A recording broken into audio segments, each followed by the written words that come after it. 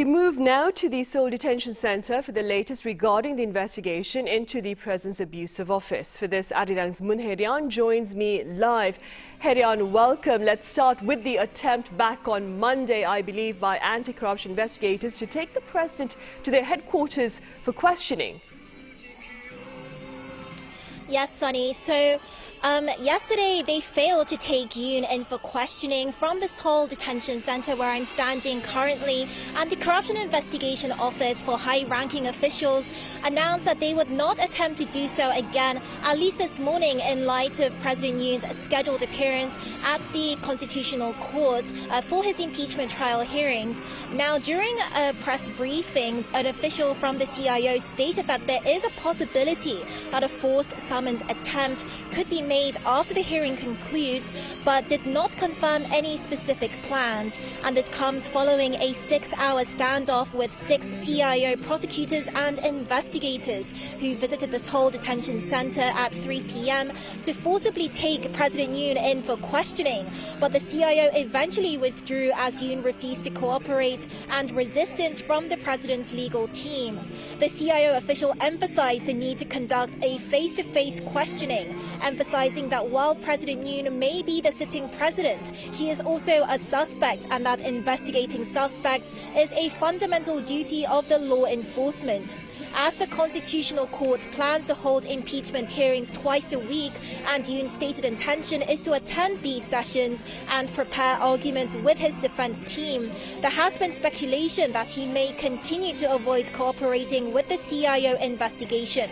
The CIO has currently not ruled out conducting on-site investigations at the detention center, as seen in cases involving former presidents in similar circumstances, but they are currently not considering conducting investigations in written form. I see. And Hye-ryeon, what has been the response from the president's team thus far with regard to the efforts by anti-corruption investigators?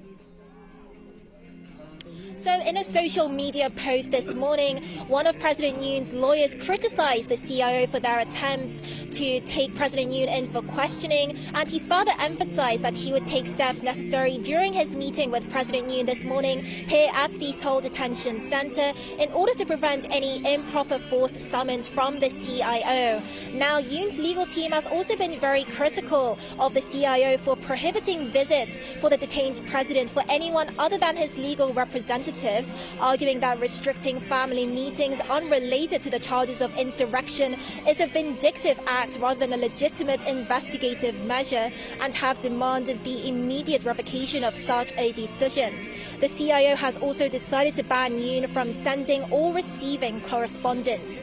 The CIO has cited concerns over potential evidence tampering as a reason for imposing these restrictions, but Yoon's attorney said that these allegations are baseless and unjust. Right. Hye-ryeon, one final question before you leave us. What's the latest regarding the rioters who staged a violent protest in the early hours of Sunday at the Seoul Western District Court that Soo-young mentioned earlier? Yes, Sunny. So following the violent intrusion into the Seoul Western District Court, in protest of the arrest warrant being issued for President Yoon, it looks as though all those that were detained at the incident are now facing possible arrest. The Seoul Western District Prosecutor's Office reportedly filed arrest warrants the previous day for 46 individuals who were apprehended for storming the courthouse and damaging property. An additional 17 individuals who blocked vehicles belonging to the CIO, assaulted police officers, and trespassed over the court's walls are also facing warrants, bringing the total to 63. Police had earlier requested arrest warrants for 66 out of the 90 individuals detained, but prosecutors rejected 3 of those requests, citing the need for further investigation in certain cases.